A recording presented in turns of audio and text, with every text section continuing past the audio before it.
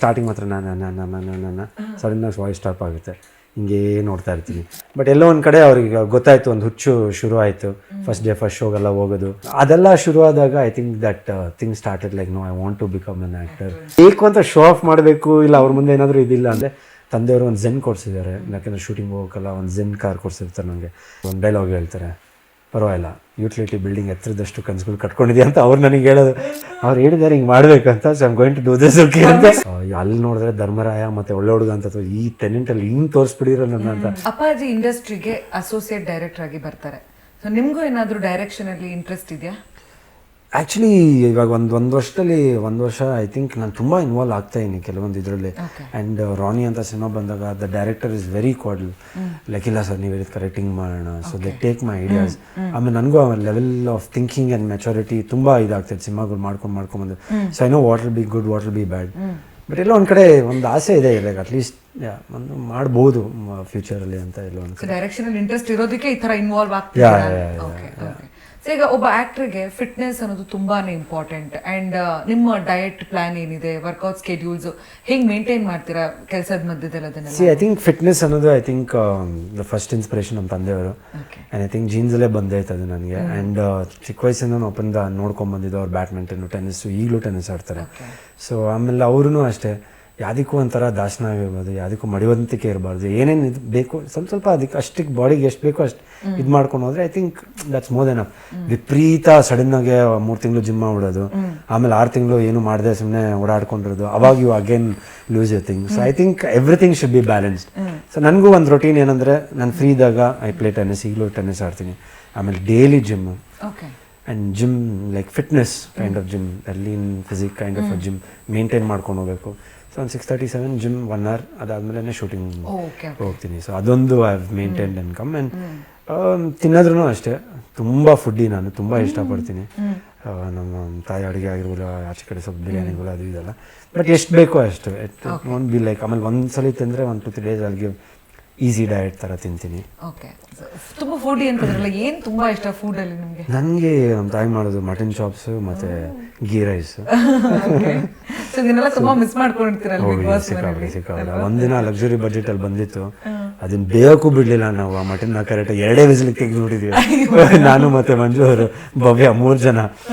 ಆಮೇಲೆ ಮನೇಲಿ ಮಮ್ಮಿ ಮಾಡೋದು ಒಂದಿದ್ದನ್ನು, ಅದನ್ನೆಲ್ಲ ಆ ರೆಸಿಪಿನೇ ನಾನು ಚೆನ್ನಾಗಿ ಕುಟ್ಟಿ ಅದನ್ನೆಲ್ಲ ಮಾಡಿ ಭವ್ಯ ಮತ್ತು ನಾನು ಮಾಡಿದೆ. ಬಟ್ ನಮ್ಗೆ ಪೇಷನ್ಸೇ ಇಲ್ಲ ಆ ಮಟನ್ ಬೇಯಕ್ಕೆ. ಇಲ್ಲ ಯಾಕಂದ್ರೆ ಲಕ್ಸುರಿ ಟಾಸ್ಕು. ಯಾರಾದ್ರೂ ಒಬ್ರು ಒಂದು ಮಿಸ್ಟೇಕ್ ಮಾಡಿದ್ರೆ ಕುಕ್ಕರ್ ಸಮೇತ ತೊಗೊಂಡ್ಬಿಡ್ತಾರೆ. ಆಮೇಲೆ ಹಂಗೆ ಆಯ್ತು, ತಿನ್ಬಿಡೋಣ ಅಂತ ಹಂಗೆ ಆಯ್ತು. ಊಟಕ್ಕಂತ ಒಂದಿಷ್ಟು ತಿಂದ್ವಿ, 1 kg ಕಳ್ಸಿದ್ರು. ಊಟಕ್ಕಂತ ಒಂದಿಷ್ಟು ತಿಂದ್ವಿ. ಸರಿ ರಾತ್ರಿ ತಿನ್ನೋಣ, ಅದು ಇನ್ನೊಂದು ಥರ ಮಸಾಲ ಮಾಡೋಣ ಅಂತ ಇಟ್ಕೊಂಡ್ವಿ. ಮಸಾಲಾನೂ ಇಲ್ಲ ಏನಿಲ್ಲ. ಹಂಗೆ ಧನರಾಜ್ ಅವ್ರು ಏನೋ ಒಂದು ಮಿಸ್ಟೇಕ್ ಮಾಡಿದ್ರು. ಕಂಪ್ಲೀಟ್ ಲಕ್ಸುರಿ ಮಟನ್ನು ಗೀಟನ್ನು, ಐಸ್ ಕ್ರೀಮ್, ಅದು ಐಸ್ ಕ್ರೀಮು ಅಷ್ಟೇ.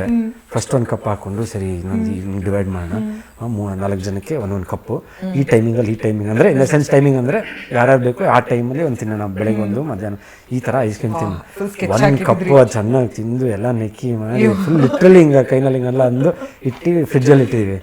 ಹೊಡಿತು, ಒಂದು ಬೆಲ್ ಬಂತು, ಲೆಟರ್ ಬಂತು, ಲಕ್ಸುರಿ ಬಜೆಟ್ ಚಿಕ್ಕಿ ಬರುತ್ತಲ್ಲ, ಈ 10 rupees ಚಿಕ್ಕಿ, ಅದನ್ನ 2 ಚಿಕ್ಕಿ ಬಂದಿತ್ತು.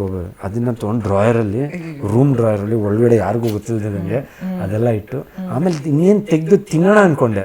ಸರಿ ಬೇಡ ಇವಾಗ ಐಸ್ ಕ್ರೀಮ್ ತಿಂದೇನಲ್ಲ, ಅದು ಆಮೇಲೆ ತಿನ್ನೋಣ ಹಂಗೆ, ಅದೂ ಹೋಯ್ತು. ಇಟ್ಟಿದೆ ತಪ್ಪಾಯ್ತು ನೋಡಿ, ಆ ಥರ ಇಟ್ಟಿದೆ ತಪ್ಪಾಯ್ತು. ಆಮೇಲೆ ಏನು ಮಾಡಿದೆ, ನೆಕ್ಸ್ಟ್ ಲಕ್ಸುರಿ ಬಜೆಟ್ ಬಂತಲ್ಲ, ಫಸ್ಟು ಯಾವ್ದಷ್ಟು ಏನೇನು ಖಾಲಿ ಮಾಡೋಕ್ಕಾಗುತ್ತೆ ಎಲ್ಲ ಖಾಲಿ ಮಾಡ್ಬಿಡೋಣ ಅಂತ. ಒಂದು ಕೇಕ್ ಬಂದರೆ ಹೆಂಗಿತ್ತು ಗೊತ್ತಾ ನಮಗೆ? ಒಂದು ಲಾಸ್ಟ್ ಎಪಿಸೋಡಲ್ಲಿ ಅವ್ರು ಕ್ಯಾಪ್ಟನ್ ಆದಾಗ, ಮಂಜು ಕ್ಯಾಪ್ಟನ್ ಆದಾಗ ಒಂದು ಕೇಕ್ ಬರುತ್ತೆ. ಓ ಮೈ ಗಾಡ್, ನಾವು ಮರ್ತೇ ಹೋಗ್ಬಿಟ್ಟಿದ್ದೀವಿ ಸುದೀಪ್ ಸರಲ್ಲಿ ನಿಂತಿರೋದು. ಆ ಕೇಕ್ ಕಟ್ ಮಾಡಿದ್ದು ಒಂದಿದು, ಬಟ್ ಆ್ಯಕ್ಚುಲಿ ಇಡಬೇಕು ಪಕ್ಕದಲ್ಲಿ ಇಟ್ಬಿಟ್ಟು ಆಮೇಲೆ ತಿನ್ಬೇಕಲ್ಲ ನಾವೆಲ್ಲ. ನಮ್ಗೆ ಏನು ತಲೆನೇ ಓಡ್ತಿಲ್ಲ. ಕಟ್ ಮಾಡಿದ ತಕ್ಷಣ ಆಮೇಲೆ ಮುಂದೆ ಕಂಟಿನ್ಯೂ ಫಸ್ಟ್ ಅದು ತಿನ್ನೋಣ, ಎಲ್ಲ ಅಲ್ಲೇ ಕೈ ಒರೆಸ್ಕೊಂಡು ತಿನ್ನೋದು. ಸೊ ಈ ಥರ ಅದೆಲ್ಲ ಕ್ಯಾಪ್ಚರ್ ಆಗೈತೆ. ಮನೆಗೆ ಬಂದ್ಮೇಲೆ ಅಮ್ಮ ಎಲ್ಲ ಚೆನ್ನಾಗಿ ಅಡುಗೆ ಮಾಡಿ ಎಲ್ಲ ಕೊಟ್ಟಿರ್ತಾರಲ್ವ, ಏನೇನು ಮಾಡಿಸ್ಕೊಂಡು ತಿಂದ್ರಿ ಅಮ್ಮನ ಹತ್ರ ಅಡುಗೆಗಳು? ಏನಿಲ್ಲ, ಒಂದು ಒಳ್ಳೆ ಫೀಲಿಂಗು, ಒಂದು ರಾಜನ ಥರ ಫೀಲಿಂಗು ನಮಗೆ. ಅಮ್ಮನಿಗೆ ಲಿಸ್ಟ್ ಕೊಟ್ಬಿಟ್ಟಿದ್ರೆ ಇಂತಿಂದ ಅಡುಗೆ ಬೇಕಮ್ಮ ಅಂತ? ಇಲ್ಲ ಲಿಸ್ಟ್ ಅಂತಲ್ಲ, ಪಾಪ ಅವರೇನೆ. ನಾನು ಆ್ಯಕ್ಚುಲಿ ಮನೆಯಲ್ಲಿ ಯಾರು ಬಂದರೂ ಏನೇ ಒಂದು function party I'm like fully ಓಡಾಡ್ತಿರ್ತೀನಿ. ಅವ್ರಿಗೆ ಸರ್ವ್ ಮಾಡೋದು ಇವ್ರಿಗೆ ಸರ್ವ್ ಮಾಡೋದು ಅದು ಇದು ಅಂತ ಅದು ನಂಗೆ ತುಂಬ ಇಷ್ಟ. ಇನ್ನೊಂದ್ರ ಜೊತೆಗೆ ಇದು ಬಡ್ಸೋದು ತುಂಬ ನಾನು ಅದು ಮಾಡ್ತೀನಿ. ಬಟ್ ಈ ಸಂಡೇ ನಾನು ಬಂದಿದ್ದ ದಿನ ಎಲ್ಲ ನನ್ನ ಪಕ್ಕದಲ್ಲೇ ಪಾಪ ನಮ್ಮ ಬಾವ ಬಂದಿದ್ದು ಕೊಡ್ತಾರೆ, ನಮ್ಮ ಅಕ್ಕ ಇದು ಫ್ರೈ ಮಾಡಿಕೊಡ್ತಾರೆ, ನಾವು ಮಾತಾಡ್ತಾರೆ.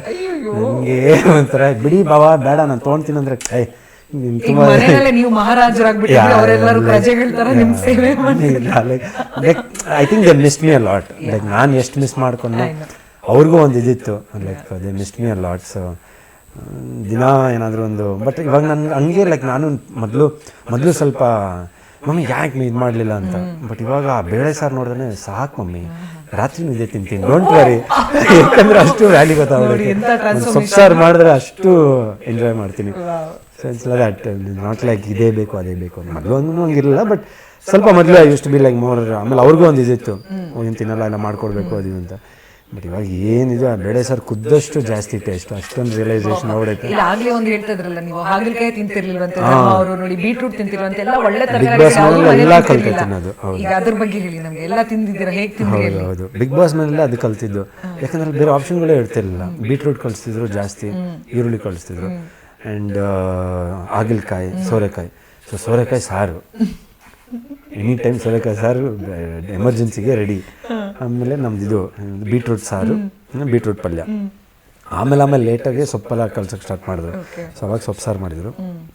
ಬಟ್ ಇಷ್ಟಂತೂ ಯಾವಾಗಲೂ ಇರ್ತಾಯಿತ್ತು. ಆಮೇಲೆ ಹಾಗಲಕಾಯಿ ರಾಶಿ ಕಳಿಸ್ಬಿಡ್ತಿದ್ರು ನಾನು ಎಲ್ಲ. ಆಮೇಲೆ ಪೊಟೇಟೊ ಇರ್ತಾಯಿತ್ತು, ಅಂದರೆ ನಮ್ಮದು ಆಲೂಗಡ್ಡೆ ಇರ್ತಾಯಿತ್ತು. ಸೊ ಆಲೂಗಡ್ಡೆ ಫ್ರೈ, ಇಲ್ಲಾಂದರೆ ಇದು ನಮ್ಮದು ಹಾಗಲಕಾಯಿ. ಆಮೇಲೆ ಆ್ಯಕ್ಚುಲಿ ಟೇಸ್ಟ್ ನಂಗೆ ಇಷ್ಟ ಆಗ್ಬಿಡ್ತು. ಯಾಕಂದರೆ ಐ ಥಿಂಕ್ ಯಾರು ಮಾಡ್ತಿದ್ರು, ಭವ್ಯ ಅವರು ಮತ್ತು ಇವರು ಮಾಡ್ತಿದ್ರು. ಅವ್ರು ಹಾಗಲಕಾಯಿ ಮಾಡಿದಾಗ ತುಂಬ ಟೇಸ್ಟಿಯಾಗಿ ಮಾಡ್ತಿದ್ರು.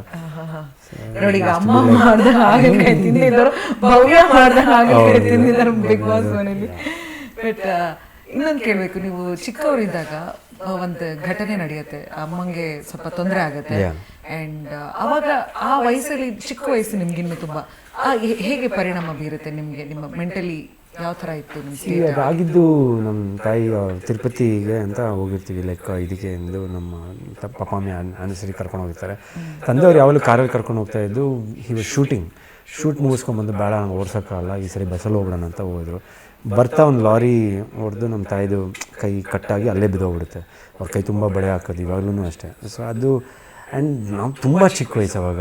ನಾನು ಐ ಥಿಂಕ್ ನಾನು ನರ್ಸರಿನೋ ಫಸ್ಟ್ ಸ್ಟ್ಯಾಂಡರ್ಡ್ ಏನೋ ಆ ಥರ ಏನೋ ಅಂತ. ಬಟ್ ಆ ರಿಯಲೈಸೇಷನ್ ಇದ್ದಿದ್ದು ನನಗೆ ಒಂದೇ, ನಮ್ಮ ತಂದೆಯವರ ಜುಬ್ಬ ಫುಲ್ಲು ಬ್ಲಡ್ ಆಗಿದ್ದು, ಗ್ರೇ ಕಲರ್ ಜುಬ್ಬ ಅದೊಂದು. ಆಮೇಲೆ ಸಿಲ್ವರ್ ಕಲರ್ ಮಾರುತಿ ಕಾರ್, ಇನ್ನೂ ನಂಗೆ ನೆನಪು, ಮಾರುತಿ ಕಾರು ಇಬ್ಬರು ಹುಡುಗರು, ಮುಸ್ಲಿಮ್ ಹುಡುಗರು, ಯಾರು ಸುಮಾರು ಜನ ನಿಲ್ಲಿಸಲೇ ಇಲ್ಲ.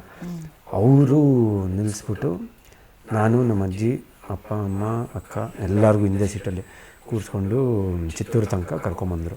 ಅಲ್ಲಿಂದ ಆ್ಯಂಬ್ಯುಲೆನ್ಸ್ ಎಲ್ಲ ಮಾಡಿ ಬಿಕೇಮ್ ಇದು. ಬಟ್ ಅದಾದಮೇಲೆ ಮನೆಗೆ ಬಂದಾಗ ನಮಗೆ ಗೊತ್ತಾಗ್ತಿಲ್ಲ, ಬಿಕಾಸ್ ಇಟ್ ಟೂ ಸ್ಮಾಲ್. ನಮಗೆ ಆ ರಿಯಲೈಸೇಷನ್ ಪೀರಿಯಡ್ ಬಂದಾಗ I think second standard, third standard ಅಂತ ಬಂದಾಗ ಮಮ್ಮಿ ಕೈಯಲ್ಲಿ ಅಂತ, ಅಂದರೆ ಏನಾಯಿತು ಹಿಂಗಾಯಿತು, ಈಗ ಬರಲ್ವಾ ಕೈ ವಾಪಸ್ಸು ಥರ. ಅವಾಗ ನಮ್ಗೆ ಇದಾಗಿದ್ದು, ಯಾಕಂದರೆ ಯಾವಾಗಲೂ ದುಪ್ಪಟ ಕವರ್ ಮಾಡ್ಕೊಂಬಿಡ್ತಿದ್ರು. ಸೊ ಚಿಕ್ಕ ವಯಸ್ಸಲ್ಲಿ ಹಿಂಗಂದರೆ ಜಸ್ಟ್ ಬಿಲಕ್ಕೋ ಏನೋ ಗಾಯ ಆಗೈತಾ, ಇಲ್ಲ ಏನೋ ಇದಾಗೈತಲ್ಲ ಮತ್ತೆ ಕೈ ಬರುತ್ತೆ ಅಂತ. ಬಟ್ ಆಮೇಲೆ it became quite thing for us. Like ಒಂದೇ ಕೈನಲ್ಲಿ ಅಡುಗೆ ಮಾಡೋದು, ಆಮೇಲೆ ಕಟ್ಟಿಂಗ್ ನಮ್ಮ ತಂದೆಯವರು ತುಂಬ ಹೆಲ್ಪ್ ಮಾಡೋದು. ಸೊ ನನಗೂ ಬಂದ್ಬಿಡೈತೆ. ನಾನು ಫ್ರೀ ಇದ್ದಾಗ ಏನಾದರೂ ಮಾಡಿಕೊಡೋದು, ಕಟ್ಟಿಂಗ್ಸು ಮತ್ತು ಇದು ಅದೆಲ್ಲ ಹೆಲ್ಪ್ ಮಾಡೋದು. ಸೊ ಇವಾಗ ಕುಕ್ಕೆಲ್ಲ ಇದ್ದಾರೆ, ಬಟ್ ಅವಾಗ ನಾನು ಆ ಟೈಮಲ್ಲಿ ನಾನು ಹೇಳ್ತಾಯಿದ್ದೆ. ಆ್ಯಂಡ್ ನಮ್ಮ ಅಕ್ಕಗೆ ತುಂಬ ನಾನೇನಾದರೂ 1-2 ಸಲ ಕೋಪ ಮಾಡ್ಕೊಂಬಿಟ್ಟಿದ್ದೆ. ದೆನ್ ಶಿ ಸೈಡ್ ಒಂದು solid line, I think couple of years back, like ಒಂದೇ ಕೈನಲ್ಲಿ ನಿಂಗೆ ಇಷ್ಟೊಂದು ಇದೆಲ್ಲ ಸಾಕಿ ಬೆಳೆಸಿದ್ರೆ ನೀನು ಒಂದ್ಸಲ ಮನೆಯಿಂದ ಓಡಿಸ್ಬಿಡ್ತೀನಿ ಅಂತ. ಬಟ್ ನನಗೆ ಅದು ತುಂಬ ಇಂಪ್ಯಾಕ್ಟ್ ಆಯಿತು ಅವ್ರು ಹೇಳಿದ್ದು. ಲೈಕ್ ಹೌದಲ್ವಾ, ಲೈಕ್ ಈ ಥರ ನಮ್ಮನ್ನು ಇದರಲ್ಲೂ ಬೆಳೆಸ್ಯಾರೆ. ಲೈಕ್ ಎಲ್ಲೂ ನಮಗೆ ಆ ಸ್ಕೂಲ್ 5:30 ಬೆಳಗ್ಗೆ ಎದ್ದು ರೆಡಿ ಮಾಡಿ 10:30 ಒಂದು ಬ್ರೇಕ್ಫಾಸ್ಟ್ ಅಂತ ಕೊಡೋದು, ಮಧ್ಯಾಹ್ನ ಲಂಚ್ ಅಂತ, ಸಾಯಂಕಾಲ ಒಂದು ಸ್ನ್ಯಾಕ್ ಅಂತ, ಆಮೇಲೆ ಬರ್ತಿದ್ವಿ ಮನೆಗೆ. ಸೊ ಈ ಥರ ಒಂದು 3 ಇದು ನನಗೂ ನಮ್ಮ ಅಕ್ಕಗೆ ಪ್ಯಾಕ್ ಮಾಡಿ ಕಳಿಸೋದು, ಅಲ್ಲಿ ಸೂರಿಗೆ ಹೋಗ್ತಿದ್ವಿ ಸ್ಕೂಲ್ಗೆ. ಸೊ ಈ ಥರ ಮಾಡಿದಾಗ ಲೈಕ್ ಇದೆಲ್ಲ ನೆನೆಸ್ಕೊಂಡಾಗ ಅದು ಲೈಕ್ ಗ್ರೇಟ್ ಹ್ಯೂಮನ್ ಬೀಯಿಂಗ್ ಅವರು, ಲೈಕ್ ನಾಟ್ ಅ ಜೋಕ್. ಯಾಕಂದ್ರೆ ನಮಗೆಲ್ಲೋ ಒಂದು ಕಡೆ ಒಂದು ಕೈ ನೋವಾದ್ರೆ ಅಯ್ಯೋ ಶರ್ಟ್ ಹೆಂಗೆ ಹಾಕೊಂಡು, ಬಟನ್ ಹೆಂಗೆ ಹಾಕೊಂಡು, ಇಲ್ಲ ಯಾರಿಗೋ ಕರೀತಾರೆ ಹೆಲ್ಪ್ ಮಾಡೋಕ್ಕೆ, ಏನೋ ಒಂದು ಒಂದು ಒಂದು ಕಟ್ಟಾದ್ರೂ ಇಟ್ ಬಿ ಲೈಕ್ ಅಯ್ಯೋ ಅಂತ ಶಕ್ತಿ ಇಲ್ಲ. ಸೊ ಅಂಥದ್ರಲ್ಲಿ she is literally like a strength to our house, one big pillar. Like and she sacrifice a life for children and for ಅಪ್ಪ. ಮೀನ್ ಅವ್ರಿಗೆ ಏನೂ ಗೊತ್ತಿಲ್ಲ, ಇಷ್ಟೇ ನನ್ನ ಪ್ರಪಂಚ ಅನ್ನೋದು ಒಂದಿದು ಅವ್ರದ್ದು. ಆ್ಯಂಡ್ ಐ ಥಿಂಕ್ ಅಮ್ಮನಿಂದನೇ ಬಂದಿರಬಹುದೇನೋ ಬಹುಶಃ ನಿಮಗೆ ಅದು ದಟ್ ಏನೇ ಆದರೂ ಲೈಫಲ್ಲಿ ಕುಗ್ಬಾರ್ದು, ಆಲ್ವೇಸ್ ಬಿ ಮೋಟಿವೇಟೆಡ್, ಉತ್ಸಾಹ, ಜೀವನದ ಉತ್ಸಾಹನ ಕಳ್ಕೋಬಾರ್ದು, ಲೈಫ್ ಮಸ್ಟ್ ಗೋ ಆನ್ ಅನ್ನೋದು. ಅಲ್ಲೂ ಹೇಳಿದ್ದೀನಿ, ಅದೊಂದು ಇದರಲ್ಲೂ ಹೇಳಿದ್ದೀನಿ, show must go on. I mean ನನಗೆ ಈ 15 years ಜರ್ನಿನಲ್ಲೂ ಎಲ್ಲೋ ಒಂದು ಕಡೆ she's been a big inspiration. ಯಾಕೆ ಏನೇ ಸೋಲಾಗ್ಲೂ ಶೀಲ್ ಬಿ ಲೈಕ್, ಇಲ್ಲ ಇದಾಗುತ್ತೆ, ನೀನು ಮಾಡು, ಇನ್ನೊಂದು ಸಿನಿಮಾ ಬರುತ್ತಲ್ಲ, ಮಾಡುತ್ತೆ, ಲೈಕ್ ನೀನು ಏನಾದರೂ ಚೇಂಜ್ ಇದ್ದರೆ ಅದನ್ನು ಇದು ಮಾಡ್ಕೋ. ಸೊ ಶೀಸ್ ಟು ಮೋಟಿವೇಟ್ ಅಲ್ಲ ದ್ಯಾಟ್. ಆ್ಯಂಡ್ ನಾನು ಅಷ್ಟೇ ಹಿಂಗೆ ಹೋಗ್ತಾ ಇದ್ದಿದ್ದು ಹುಡುಗ ಎಲ್ಲೋ ಒಂದು ಕಡೆ ರೈಟ್ ಟು ಲೆಫ್ಟ್ ತೊಗೊಂಡು ಡೈವರ್ಟ್ ಆಗೋದು, ಇಲ್ಲ ಇದಾಗೋದು, ಇಲ್ಲ always use to think of them. ಅಮ್ಮ ಇಷ್ಟೆಲ್ಲ ಕಷ್ಟಪಟ್ಟು ನಮ್ಮ ಮೇಲೆ ತಂದೆಯವರು ಇಲ್ಲವರೆಗೂ. So we have to give back something we have to give back ಒಂದಿದು. ಸೊ ಎಲ್ಲೋ ಒಂದು ಕಡೆ ಒಂದು ಸಕ್ಸಸ್ ನೌ ಶಿ ಸೀನ್, ಇದ್ರ second innings of life of success ಅವ್ರಿಗೆ ತುಂಬ ಖುಷಿ ಕೊಡಿದೆ. ಐ ಥಿಂಕ್ ನನಗೆ ಒಂದು 50 days ಸಿನಿಮಾ ಸಕ್ಸಸ್ ಮೀಟಲ್ಲಿ ಕೂತಿದ್ದೀನಿ ಥರ ಖುಷಿ ಕೊಟ್ಟಿದೆ. ಐ ಥಿಂಕ್ ನೆಕ್ಸ್ಟ್ ಒಂದು ಒಳ್ಳೆ ಸಿನಿಮಾ ಮಾಡಿ ಒಂದು ಸಕ್ಸಸ್ಫುಲ್ ಆಗುತ್ತೆ. I think that's the biggest gift I can give my parents. ಯಾಕಂದರೆ ಎಲ್ಲೋ ಒಂದು ಕಡೆ ಅವ್ರಿಗೆ ನನ್ನ ಸಿಸ್ಟರ್ ತುಂಬ ಚೆನ್ನಾಗಿ ಸೆಟ್ಲ್ ಆಗಿದ್ದಾರೆ, ಮ್ಯಾರೇಜ್, ಅದಕ್ಕೆ HR ಅಂದರೆ ವೆರಿ ಟಚ್ಡ್, ಎಲ್ಲ ಚೆನ್ನಾಗಿ ನಡೀತಾ ಇದೆ ಅವ್ರ ಲೈಫಲ್ಲಿ. ಎಲ್ಲೋ ಒಂದು ಕಡೆ ಧರ್ಮದ ಒಂದು ಮದುವೆ ಒಂದಿದು ಇದಾಗ್ಬಿಟ್ರೆ ನಮಗೂ ಇದು ಅಂತ. I think that will happen soon. ಯಾವಾಗ ಧರ್ಮ ಕೀರ್ತಿರಾಜ್ ಅವರ ಮದುವೆ? ಈಗೆಲ್ಲ ಫ್ಯಾನ್ಸ್ ಕಾಯ್ತಾ ಇರ್ತಾರೆ, ಯಾವಾಗ ಧರ್ಮ ಅವ್ರ ಮದುವೆ ಆಗ್ತಾ ಇದ್ದಾರೆ ಅಂತ. ಆ್ಯಕ್ಚುಲಿ ತಂದೆ ತಾಯಿ ಲೈಕ್ ಇವಾಗ ಅವ್ರಿಗೆ ಬಂದೈತಾ feeling like I have to get married ಅಂತ. ಸೊ ಹೋಗೋಕ್ಕಿಂತ ಮುಂಚೆನೂ ಹಲವಾರು ನೋಡ್ತಿದ್ರು, like couple of things were there. But ಎಲ್ಲೊಂದು ಕಡೆ ನಮ್ಮ ತಂದೆ ಹೇಳಿದ್ದು, ನಾನು ತುಂಬ ಸೆಲೆಕ್ಟ್ ಮಾಡಿ ಫೋಟೋ ಇಟ್ಕೊಂಡು ನನಗೂ ಓಕೆಲ್ಲ ಆಗಲ್ಲಪ್ಪ, ನಿನ್ಗೆ ಯಾರು ಕಂಫರ್ಟಬಲೋ ನೀನು ಇದು ಮಾಡು, ಸೆಲೆಕ್ಟ್ ಮಾಡು, ಆ್ಯಂಡ್ ನೀವು however it is you tell me, ನಾನು 100% ನಿಮ್ಮ ಕಂಫರ್ಟ್ ಇರಬೇಕು, ವಿಲ್ ಗೆಟ್ ಯು ಮ್ಯಾರಿಡ್ ಅಂತ. ಸೊ ಎಲ್ಲೊಂದು ಕಡೆ ಇದೆ, ಅದು ನಡೀತಾ ಇದೆ. ಈಗ ಬರೋ ವರ್ಷ ಧರ್ಮ ಅವ್ರ ಮದುವೆ ಆಗಬೇಕು ಅಂತ ಅನ್ಕೊಂಡಿದ್ದಾರೆ. ಈಗ ಒಂದಷ್ಟು ಅರೇಂಜ್ ಕಮ್ ಲವ್ ತರ, arrange come love, okay okay. So ಅವ್ರಿಗೂ ನೋಡಿದರ ತರ ನಾನು ಇದು ಮಾಡಿ ಎಲ್ಲರಿಗೂ ಸೆಟ್ ಆಗ್ಬೇಕು. ಈಗ ಒಂದಷ್ಟು ಜನ ಹುಡುಗಿರು ನೋಡ್ತಿರ್ತಾರೆ, ಈಗ ಅವ್ರಿಗೆ ಆಸೆ ಇರುತ್ತೆ ನೋಡಿ ಧರ್ಮ ಮೋಸ್ಟ್ ಎಲಿಜಿಬಲ್ ಬ್ಯಾಚುಲರ್ ಬೇರೆ, ಯಾರಾದ್ರೂ ಈಗ ಅಪ್ಲಿಕೇಶನ್ ಹಾಕ್ಬೇಕು, ಕಾರ್ಡ್ ಹಾಕ್ಬೇಕು ಅಂತಂದ್ರೆ ಏನೇನ್ ಕ್ವಾಲಿಟೀಸ್ ಇರ್ಬೇಕು ಧರ್ಮ ಅವ್ರಿಗೆ, ಅವ್ರು ಇಷ್ಟಪಡುವಂತ ಹುಡುಗಿನಲ್ಲಿ? ಪಾಪ ಯಾರು ಅಪ್ಲಿಕೇಶನ್ ಹಾಕೋದು ಇಲ್ಲ, but I respect all the women. ನೋಡಿ ಇನ್ಸ್ಟಾಗ್ರಾಮ್ ಅಲ್ಲಿ ಐ ಲವ್ ಯು ಧರ್ಮ ಅಂತೆಲ್ಲ ಮೆಸೇಜ್, ಅದು ತುಂಬಾ it will be like very ಪ್ರೀತಿಯಿಂದ ಕಳ್ಸೋದು ಅದು ಅವರು.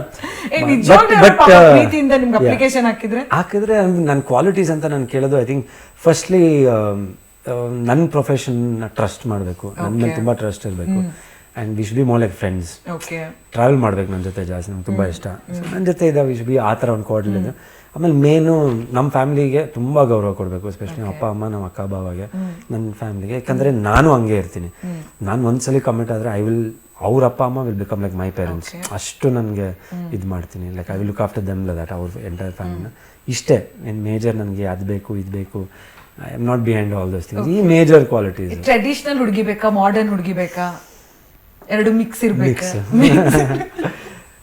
ಅಲ್ಲ ನೀವೆಲ್ಲ ತುಂಬಾ ಸೆಂಟಿಮೆಂಟಲ್ ಆಗಿ ಹೇಳ್ಬಿಟ್ರಿ. ಈಗ ಫ್ಯಾಮಿಲಿ ಓವರ್ ಟ್ರೆಡಿಷನಲ್ ಎಲ್ಲೆಲ್ಲ ಇರ್ಬೇಕು ನಂಗೆ ಭಾಳ ಇಷ್ಟ. ಆ್ಯಕ್ಚುಲಿ ಒಂದು ಹಬ್ಬ ಅಂತ ಬಂದಾಗ ಅದು ಇದು ಹಾಕೊಳೋದು ಆಗಿರ್ಬೋದು, ಆ ಸೀರೆ ಹಾಕೊಳೋದು ಆಗಿರ್ಬೋದು.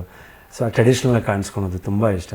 ಆಮೇಲೆ ನನಗೆ ಈ ಕುರ್ತಾಸ್ ವಿತ್ ಜೀನ್ಸ್ ಎಲ್ಲ ಹಾಕೊಂತಾರಲ್ಲ, ಆ ಸ್ಟೈಲ್ಸ್ ಎಲ್ಲ ನನಗೆ ತುಂಬಾ ಇಷ್ಟ.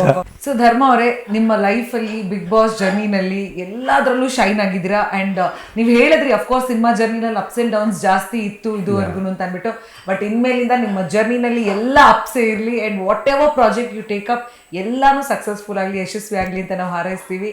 ನೀವು ನಿಮ್ಮ ಫ್ಯಾನ್ಸ್ಗೆ ಏನಾದರೂ ಹೇಳೋದಿದೆಯಾ ಕೊನೆಯದಾಗಿ? Thank you. Firstly wonderful interview, ತುಂಬ ಚೆನ್ನಾಗಿತ್ತು. Very openly spoken, open questions ಕೇಳಿದ್ರೆ ತುಂಬ ಚೆನ್ನಾಗಿತ್ತು. ಆ್ಯಂಡ್ ಪ್ರತಿಯೊಬ್ಬರಿಗೂ ಯಾರ್ಯಾರು ನನ್ನ ಬಿಗ್ ಬಾಸ್ ಮನೆಯಿದ್ದಾಗ ವೋಟ್ ಮಾಡಿರೋದಾಗಿರ್ಬೋದು, ಆ್ಯಂಡ್ ನಾನು ಆಚೆ ಕಡೆ ಬಂದಾಗ ಕಮೆಂಟ್ಸ್ ಓದಿದ್ದೆ ಪ್ರತಿಯೊಬ್ಬರಿಂದೂ ತುಂಬ ಥ್ಯಾಂಕ್ಸ್. ಪರ್ಸ್ನಲಾಗಿ ನಾನು ಎಲ್ಲ ಕಮೆಂಟ್ಸ್ಗೂ ರಿಪ್ಲೈ ಮಾಡೋಕ್ಕೆ ಕಷ್ಟ ಆಗುತ್ತೆ.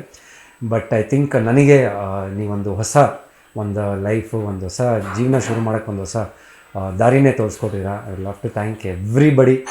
ಪ್ರತಿಯೊಬ್ಬರು ಚಿಕ್ಕ ಮಕ್ಕಳಿಂದ ಹಿಡಿದು ದೊಡ್ಡವರು, ಒಂದು ಮನೆ ಮಗ ಥರ ಸ್ವೀಕರಿಸಿದ್ದೀರಾ. Thank you so much. ಇನ್ನು ಮುಂದೆ ನನ್ನ ಸಿನಿಮಾಗಳನ್ನ ಒಂದು ನಿರೀಕ್ಷೆ ಇರುತ್ತೆ ನಿಮಗೂ, ಧರ್ಮನ ಸಿನಿಮಾ ಅಂತ. ಸೊ ನಾನು ಕಷ್ಟಪಟ್ಟು ಒಳ್ಳೊಳ್ಳೆ ಸಿನಿಮಾಗಳು ಮಾಡಿ ಆ್ಯಂಡ್ ನಿಮ್ಮ ಮುಂದೆ ನಾನು ಬರ್ತೀನಿ. ನಿಮ್ಮ ಆಶೀರ್ವಾದ ಪ್ರೋತ್ಸಾಹ ಸದಾ ಇದೇ ಥರ ಇರಲಿ ಅಂತ ಕೇಳ್ಕೊತೀನಿ. Thank you. ನಿಮ್ಮ ಎಲ್ಲ ಪ್ರಾಜೆಕ್ಟ್ಸ್ಗೂ ನಮ್ಮ ಕಡೆಯಿಂದ all the very best. Thank you so much. Thanks.